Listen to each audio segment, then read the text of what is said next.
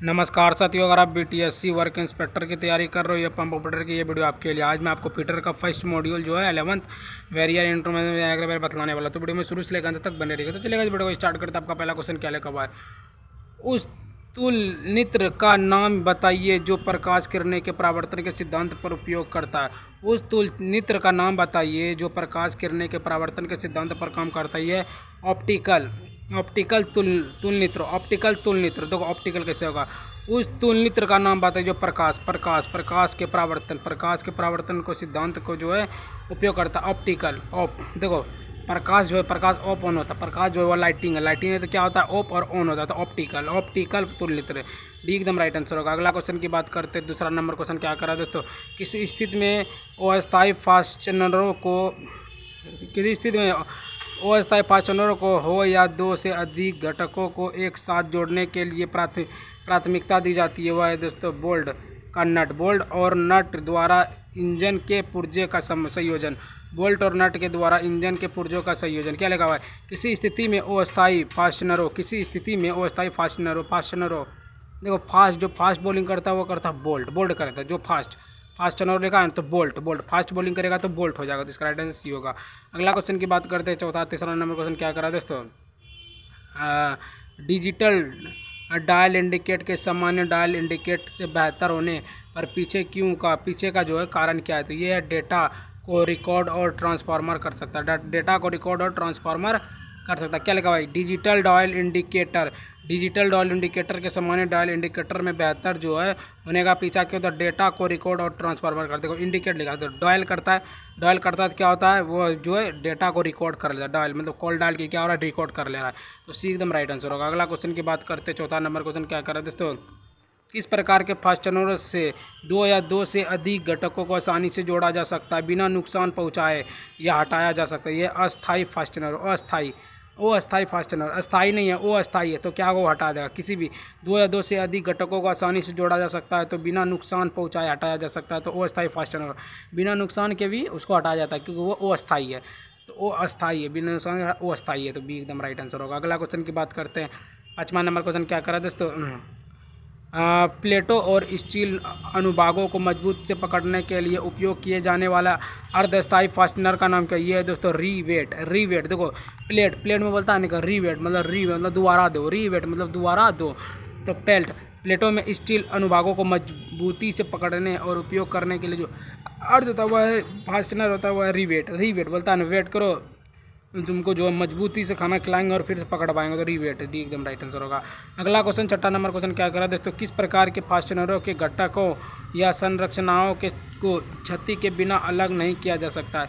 किस प्रकार के फास्टनरों के घटकों को संरचनाओं को क्षति से बिना जो अलग नहीं किया? ये अस्थायी फास्टनरों। देखो क्या लगा? किस प्रकार फास्टनरों क्या होता है? फास्टनर जो बोला रहता है वो अस्थायी नहीं रहता है। वो अस्थाई नहीं रहता। वो यहाँ खेल रहा है वहाँ खेल रहा है तो क्या फास्ट है, लेकिन जो है वो अस्थाई नहीं है। तो अस्थाई फास्टनर अस्थाई नहीं है, वो जो है अस्थाई है। देखो वो क्या, किस प्रकार के फास्टनरों को घटकों संरचनाओं को क्षति से बिना अलग किया? क्षति वो अस्थाई है। वो क्या अस्थाई है। बॉलर क्या होता है? एक अस्थाई रहता है कि हाँ इस देश का वो अस्थाई हो गया, तो एक तरह से वो अस्थाई हो गया। तो बॉलर क्या है? क्षति पर जाता है अस्थाई फास्टनर हो। सी एकदम राइट आंसर होगा। अगला क्वेश्चन की बात करते हैं दोस्तों। 7वां नंबर क्वेश्चन क्या करा दोस्तों? लीड डायल टेस्ट इंडिकेट में स्टाइल प्रभावित होने का जो कारण है वह है काम पर पूरा दबाव। देखो क्या लिखा हुआ है? Liver dial test. देखो लीवर खराब हो तो क्या होगा? काम पर पूरा दबाव पड़ेगा। देखो अगर लीवर खराब हो जाएगा तो क्या होगा? काम करने वक्त पूरा दबाव पड़ेगा। देखो लीवर डायल टेस्ट इंडिकेट में स्लाइड प्रभावित होने का जो कारण है काम पर पूरा प्रभाव पड़ेगा। ये एकदम राइट आंसर होगा। अगला क्वेश्चन की बात करते हैं। 8वां नंबर क्वेश्चन क्या करा? 3 तार विधि में कौन सा तार जो है सबसे अच्छा है, इसका निर्धारित कैसे करें? ये जो है दोस्तों प्रभावी व्यास को निकटतम संपर्क के द्वारा 3 तार विधि में कौन सा जो है तार सबसे अच्छा है, इसका जो निर्धारण कैसे करें? तीन तार विधि में, तीन तार, देखो तीन तार है, तीन तार है, उसकी विधि में कौन सा तार जो है सबसे अच्छा इसका निर्धारण करें। तो ये है दोस्तों प्रभावी व्यासों का निकटतम संपर्क द्वारा प्रभावी देखो एक प्रभावित हो रहा है। क्या कर रहा है, दो को जो है सेम काम कर रहा है, लेकिन तीसरा क्या हो रहा है, प्रभावित हो रहा है। तीन पूछा है तो तीन में से क्या है, दो को सही काम करेगा, एक जो है प्रभावित होगा उससे।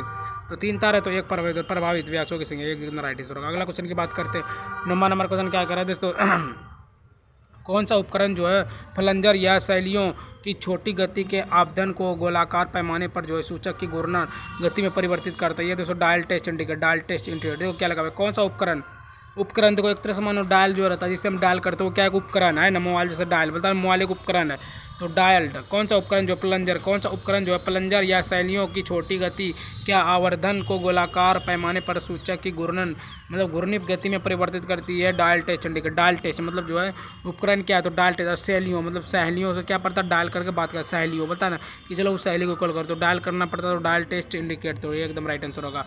अगला क्वेश्चन की बात करते हैं दोस्तों 10वां नंबर क्वेश्चन क्या कर रहा है दोस्तों, लीवर डायल परीक्षण संकेतक में शैलियों की गति के आवर्धन के लिए जो तंत्र का नाम होता है वो है दोस्तों लीवर और स्क्रॉल। देखो लीवर क्या होगा, लीवर मतलब लीवर जो है डायल कर रहा है, तो डायल किसको कर रहा है, स्क्रॉल कर रहा है, तो डायल कर रहा है, डायल करके क्या कर रहा है, स्क्रॉल कर रहा है, कॉल नहीं उठाएगा तो क्या होगा, स्क्रॉल होगा। तो लीवर और स्क्रॉल, लीवर डायल परीक्षण संकेत में सहेलियों की गति को आवर्धन करे, सहेलियों की गति को क्या कर रहा है, स्क्रॉल कर रहा है।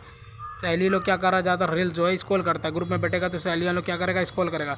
तो लीवर डाल परीक्षण संकेत में सहेलियों की गति का आवेदन के लिए प्रयुक्त जो तंत्र होता है वही लीवर और स्क्रॉल, लीवर को स्क्रॉल करता है, सहेलियाँ लोग को क्या होता है लीवर डाल में, तो लीवर स्क्रॉल, तो सी एकदम राइट आंसर होगा। अगला क्वेश्चन की बात करते हैं 11वां नंबर क्वेश्चन क्या कर रहा है दोस्तों प्लंजर डायल टेस्ट इंडिकेट में रैंक और पिनियक तंत्र को अपनाने का फायदा क्या, ये रैखिक गति को घूर्णी गति में परिवर्तित कर, रैखिक गति को रैखिक गति को घूर्णन गति में प्लंजर डायल जो करता है वो क्या करता है, कॉल जो है घूमता है, रैखिक करता है, रैखिक गति में घूर्णी मतलब घूर्णी की तरह जो है बात होता है। तो प्लंजर डायल देखो प्लंजर जर मतलब रैखिक मतलब रैंक बोलता है ना, रैंक का चार्ट क्या है, प्लंजर जर लगता है, तो रैंकिंग तो रैंकिंग। देखो प्लंजर डायल टेस्ट जो करता है रैखिक गति को घूर्णी गति में परिवर्तित करने के लिए घूर्णी, देखो घूर्णी, तो देखो टेस्ट जो करता है, टेस्ट घूर्णी मतलब गोल रहेगा उसी को घूर्णी में टेस्ट करेगा ना, तो वही बोल रहा है।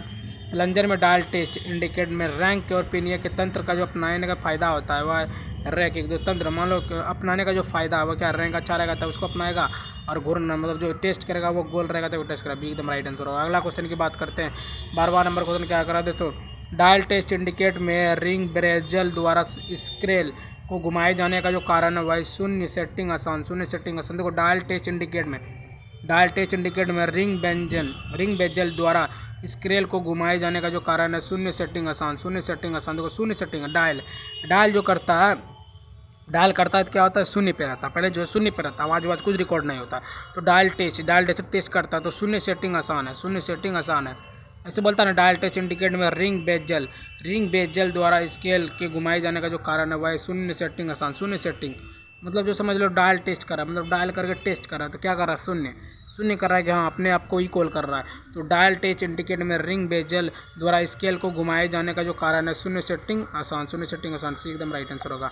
अगला क्वेश्चन 13वां नंबर क्वेश्चन क्या करा दोस्तों, किस स्थिति में माप लेने के लिए साधारण माइक्रोमीटर के स्थान पर वर्नियर माइक्रोमीटर को प्राथमिकता दी जाती है। यह है दोस्तों प्लस माइनस 0.001 मिलीमीटर सटीकता की आवश्यकता है, प्लस माइनस 0.001 देखो मिली और मीटर, देखो इसमें मिलीमीटर आ रहा है कि सटीकता की आवश्यकता होती है। देखो किसी स्थिति में माप लेने के लिए साधारण माइक्रोमीटर के स्थान पर वर्नियर माइक्रोमीटर में प्राथमिकता दी जाती है। प्राथमिकता मतलब बोलता है ना, प्राथमिकता मतलब जो फर्स्ट स्थान, फर्स्ट मतलब समझो एक हो गया, प्राथमिकता मतलब हो गया प्राथमिकता, सेकेंडरी होता है दो होता है, लेकिन प्राथमिकता बोल रहा है ना, तो फर्स्ट हो गया, फर्स्ट जो होता है वो फर्स्ट जो आता है, सेकंड और फर्स्ट यही दो को रहता है, थर्ड का वैल्यू नहीं। तो किसी स्थिति में माप लेने के लिए साधारण माइक्रोमीटर के स्थान पर वर्नियर माइक्रोमीटर की जो प्राथमिकता दी जाती है वह 0.001 मिलीमीटर सटीकता की आवश्यकता होती है। 0.1 मिलीमीटर सटीकता की आवश्यकता, प्लस माइनस 0.001। तो किसी स्थिति जो खराब होता है, बोलता है ना स्थिति तीनों दोस्तों का खराब है, तो 3 जीरो आ जाएगा, तो 0.001 स्थान न बोल रहा है, जो स्थान रहता है वो एक स्थान रहता है और दूसरा हम रहते हैं, क्या हो गया 2, तो 2 जीरो भी एकदम राइट आंसर होगा। अगला क्वेश्चन की बात करते हैं 14वां नंबर क्वेश्चन क्या करा दोस्तों, मापनी उपकरण को असांतरिक करने के कारण क्या है? क्या लिखा है? मापनी उपकरणों को असंकित करने का जो कारण है वह है मोड़ने वाले उपकरण को सटीकता बनाए रखे। मापने वाले उपकरण की सटीकता बनाए रखे। देखो मापनी उपकरण को असंकित करने का कारण क्या है? मापनी उपकरण को असंकित करने का जो कारण है मापने वाले उपकरण की सटीकता बनाए रखे। मापने वाले उपकरण की सटीकता बनाए रखे। मापनी उपकरणों को असंकित करने का कारण क्या है? मापनी उपकरणों को देखो माप रहा है, किसी चीज़ को माप रहा है तो मापनी उपकरणों को मापनी को पता तो मापने वाले मापनी बोलता नहीं, इसको माप दो तो मापनी कर रहा है वो क्या कर रहा है? मापनी उपकरणों वाली सटीकता बनाए रखता है। तो मापनी उपकरणों को असंकित करने का जो कारण है मापने वाले उपकरणों की सटीकता बनाए रखने के लिए। बी एकदम राइट आंसर होगा। लास्ट दोस्तों देख लिए फटाफट 15वां नंबर क्वेश्चन क्या लिखा हुआ है दोस्तों? एक माइक्रोन तक सटीकता मापने के लिए किस तुलनित्र का उपयोग किया जाता है? ये है दोस्तों ऑप्टिकल। देखो एक माइक्रो बोलता है एक आदमी को ऑफ करो। देखो एक पूछ रहा है ना, एक आदमी, जैसे मान लो मैं एक हूँ तो हम क्या कर रहे हैं? ऑप्टिकल मतलब ऑफ कर रहे हैं, मोबाइल को ऑफ कर रहे हैं, उसके बाद का कल के लिए सोच रहे हैं उठेंगे।